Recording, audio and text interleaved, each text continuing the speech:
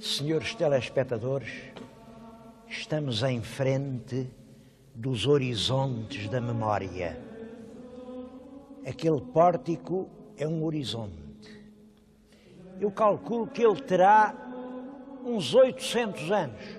Eu não posso garantir isso, mas sei que a primeira pedra deste monumento foi colocada aqui em 1178.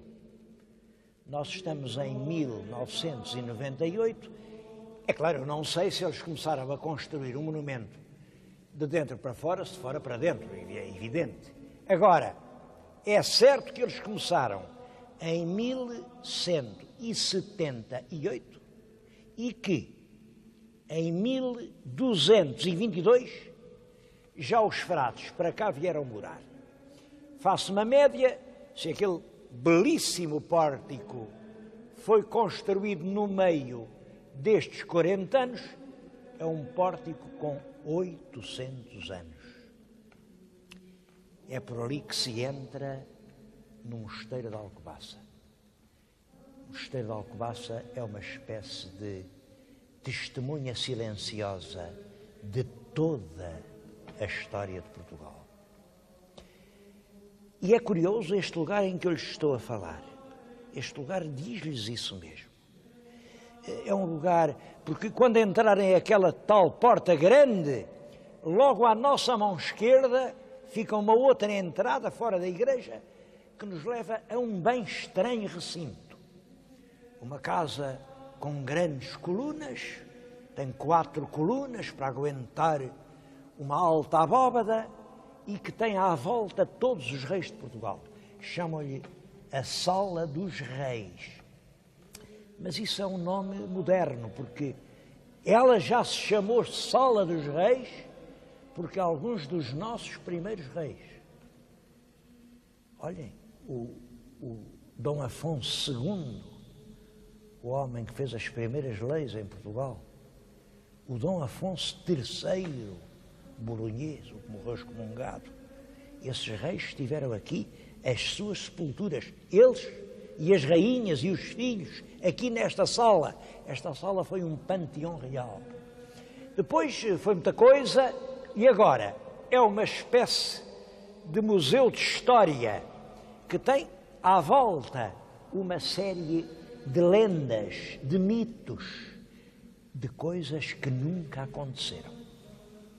Se repararem bem, por cima de mim, veem um rei, está de joelhos e está a ser coroado. Coroado por dois prelados, 2 eclesiásticos. Um deles é o Papa.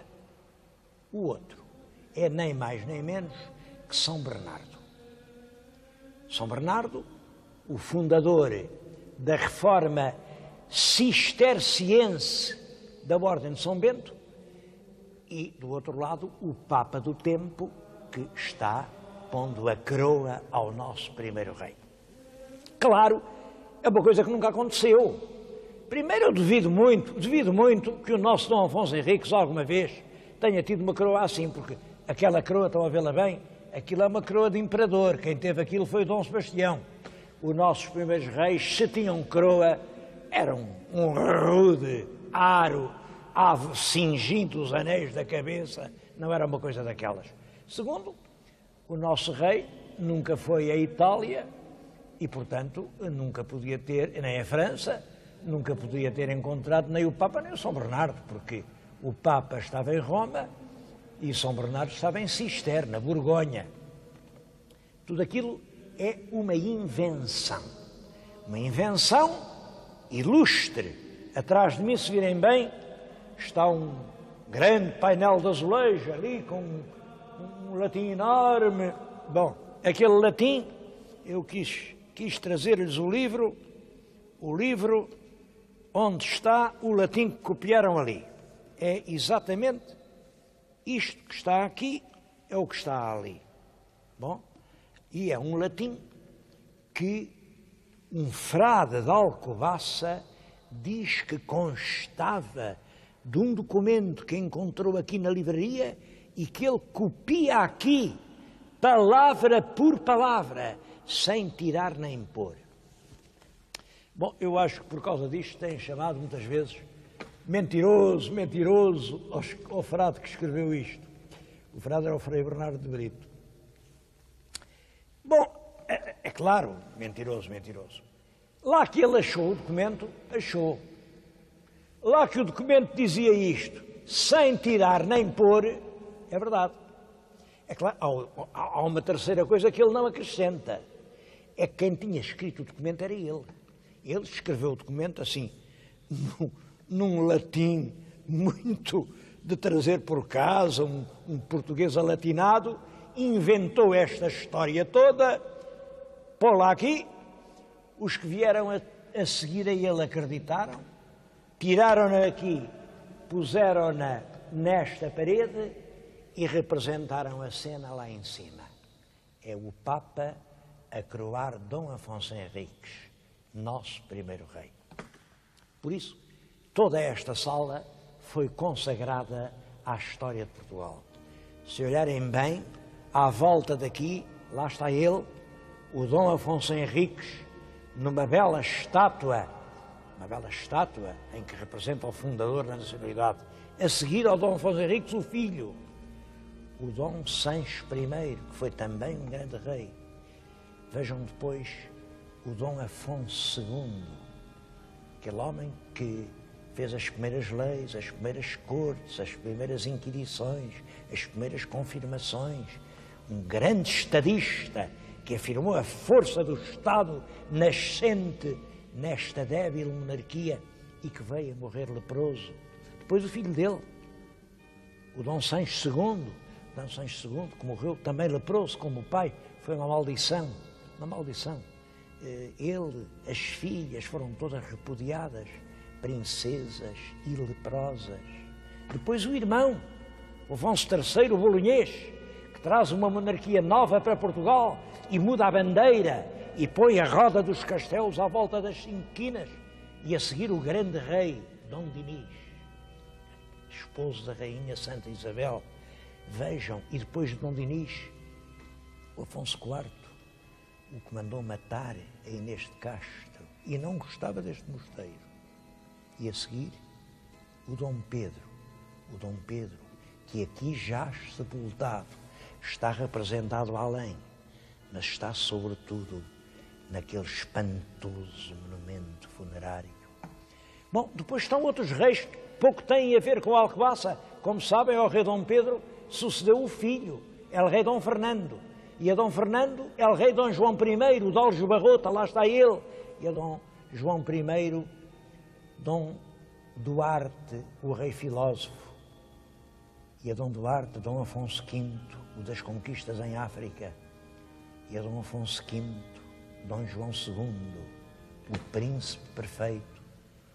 E a Dom João II, Dom Manuel, o rei que levou os portugueses até à Índia. E a Dom Manuel, Dom João III. E depois, olha, o João, é curioso, estou à procura de Dom João III e ele não está lá. O Dom João III caiu do seu nicho. Essas coisas são todas para... Caiu. Mas porque é que ele caiu e os outros não caíram? Aquele não está lá. Como sabem, o Dom João III é o rei dos jesuítas, o rei do Santo Ofício, o rei que introduziu em Portugal a Inquisição. É possível que alguém tenha atirado uma corda e o deitado dali para baixo. Bom, mas depois dele está o sucessor, lá está o Dom Sebastião. A seguir os Filipes não estão, mas isso compreende-se. Os Filipes não eram portugueses, aqui os frades de Alcobaça eram muito patriotas, nada de Filipes. Mas também o Dom João IV também lá não está, não sei porquê. Mas a seguir está o Dom Afonso VI, a seguir está o Dom Pedro II, depois de Dom Pedro II está o magnânimo Dom João V, com todo aquele luxo, daquele traje. Depois do Dom João V está o filho de Dom João V, que é o Dom José. Pois é engraçado, reparem bem, está uma base que é muito mais larga que as outras. Bom, e as pessoas, porque e não tem lá ninguém, e não tem lá ninguém. A explicação acho que é esta. As bases estreitas eram para reis com calças e a base mais larga já previa uma rainha com saias. Era a Dona Maria I. Bom, fizeram a base, mas não se chegou a fazer a estátua. E a seguir? A seguir, lá estão as bases a contar com a continuação da monarquia, mas elas não chegavam para os reis que passaram pelo trono português. Reparem, depois de Dona Maria I, o trono seguinte seria para o Dom João VI. Depois de Dom João VI há dois, que seriam Dom Miguel e Dom Pedro. Depois seria outra mulher, e lá não perceberam isso. Não há lugar para a saia, a Dona Maria II. Depois da Dona Maria II, o rei, Dom Pedro V, e depois os três últimos reis já não têm lugar. Dom Luís, Dom Carlos, Dom Manuel. A história da fundação de Alcobaça transformou-se rapidamente num mito, um mito ligado com a própria fundação de Portugal. É um mito que está contado naqueles azulejos da Sala dos Reis. Vêm ali, aquele é o Dom Afonso Henriques, aquela cidade ao longe é Santarém, ele vai conquistar Santarém. Bom, o mito era este.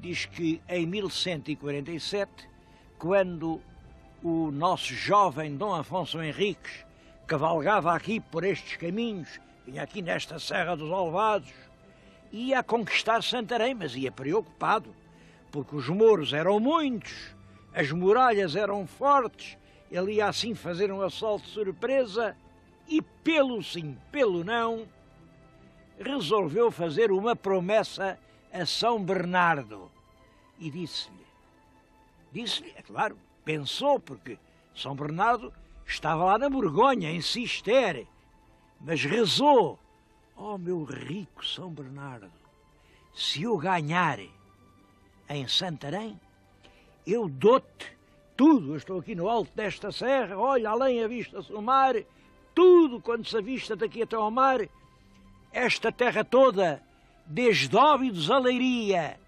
tudo fica para ti, para fazeres aqui uma grande abadia.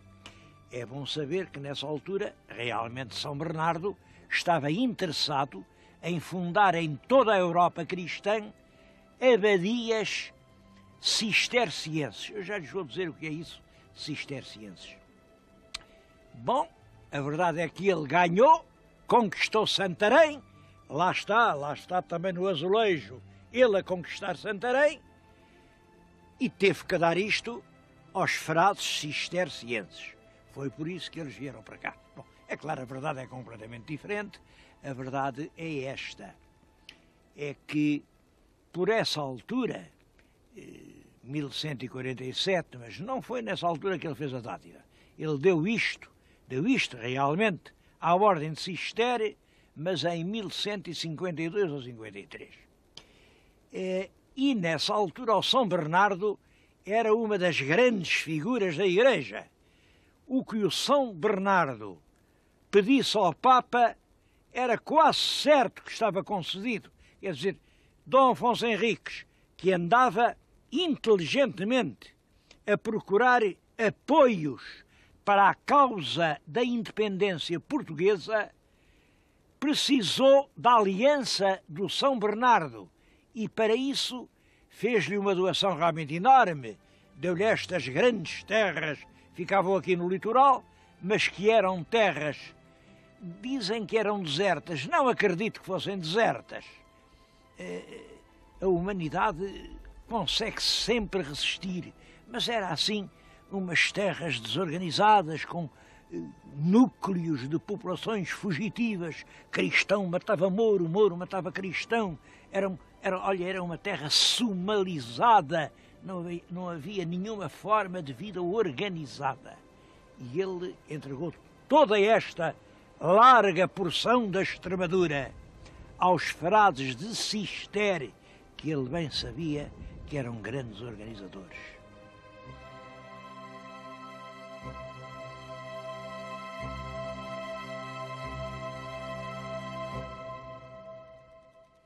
Mas o que é a Ordem de Cister?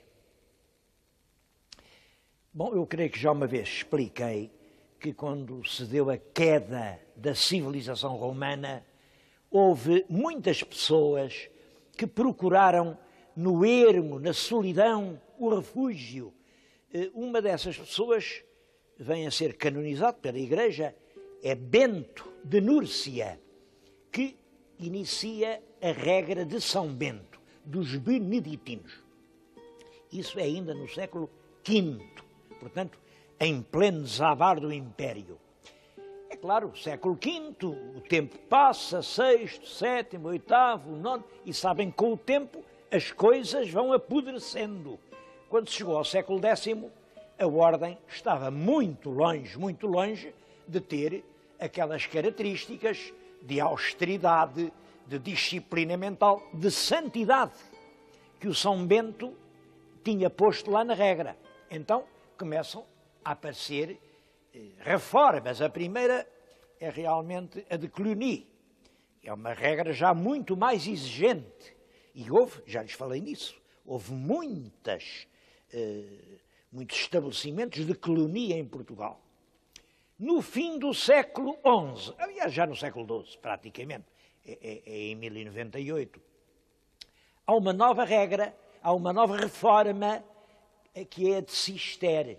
Há um monge, o São Roberto, que não concorda ainda com as coisas como elas se passam em Cluny e vai para Cister, uma terra na Borgonha, isto é na Borgonha, e em Cister vivem com muito mais austeridade, muito mais aspereza. É nessa altura, essa ordem já cruel, que exige muito dos monges, causa bastante emoção na nobreza feudal francesa. E é nessa altura que um grande fidalgo, Bernardo, filho dos condes da Borgonha, e por essa via parente do nosso conde Dom Henrique, do conde Dom Raimundo, portanto, da grande nobreza feudal da Europa, ele entra no convento, entram os irmãos praticamente todos, até o pai renunciou às pompas do mundo e entra do convento, e isso vem a dar à Ordem de Cister uma extraordinária projeção.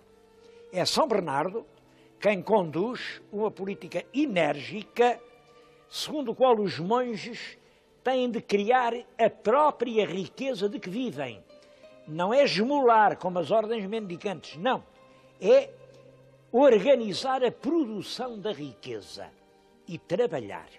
Bom, essa ideia do trabalho intelectual, trabalho a copiar velhos manuscritos, trabalho a interpretar as antigas escrituras, tudo isso é característico dos novos monges. Mas também o trabalho no campo, trabalho com granjas onde tudo está organizado, onde há celeiros, onde há olivais e vinhas, onde há grandes adegas. E são monges que vêm de França, que vêm de Cister para aqui, que organizam a exploração económica de todo este grande pedaço que pertencia à Ordem de Cister. É isso, essa obra de colonização interna dos monges vindos de França, que se deve a extraordinária obra que ainda hoje tem alguns vestígios de civilização realizada pelos monges de Cister.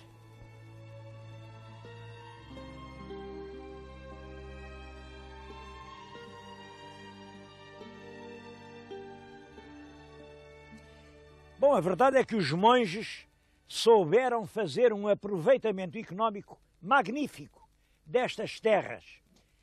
As terras eram excepcionalmente boas. Eu estou aqui num terreno que eles agricultaram durante séculos. Olhem-me para a qualidade desta terra. Uma terra negra. Ainda hoje é uma terra magnífica. E estou-lhes a falar diante de uma das poucas relíquias que ainda existem desses tempos. é um lagar de azeite dos monges de Alcobaça, o lagar da Ataíja de Baixo. Lá tem, em cima, o brasão dos abados de Alcobaça, por dentro é uma ruína eminente. Tem pouco tempo para lhe acudir.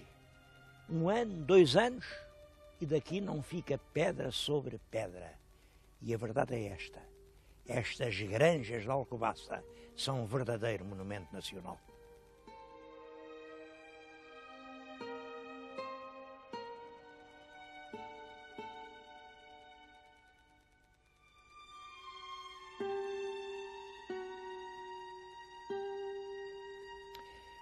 A Ordem de Cister tinha a cabeça aqui em Alcobaça, mas tinha mosteiros um pouco por todo o país. Ainda há pouco tempo estivemos em Santa Maria do Boro e pertenciam à Ordem, por exemplo, Odivelas, Cós, o Desterro, Chabregas, Ceiça, Porto Alegre, Almoster. Há inúmeros mosteiros cistercienses em Portugal. Esta casa de Alcobaça mereceu, durante muito tempo, a predileção dos nossos reis. Como sabem, é aqui que estão aqueles emocionantes túmulos de Pedro e Inês, que aguardam ali que soem as trombetas do juízo final. E foi aqui que o rei Dom João I mandou guardar as relíquias de Aljubarrota. Eram uns grandes caldeirões onde se fazia a comida para o exército. Eram 3. Dos 3, resta este, que era o mais pequeno de todos, e resta porque tinham-no emprestado aí para um lagar e não estava cá em 1834, porque em 34 roubaram tudo.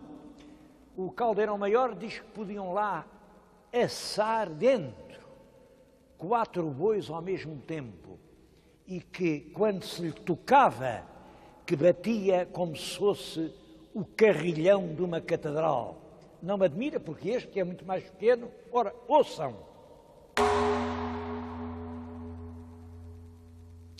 Claro, esta glória dura até ao fim do século XIX. Nessa altura já Alcobaça está em decadência, com o liberalismo tudo isto foi abandonado, tudo isto foi pilhado e hoje poucas relíquias existem do que foi a história de Cister em Portugal.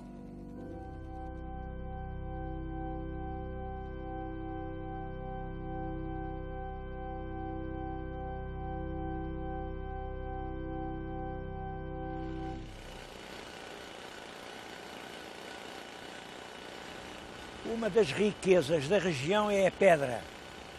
Aqui, toda esta região à volta de Alcobaça está cheia de pedreiras, algumas até bem dentro do Parque Natural da Serra da Aire.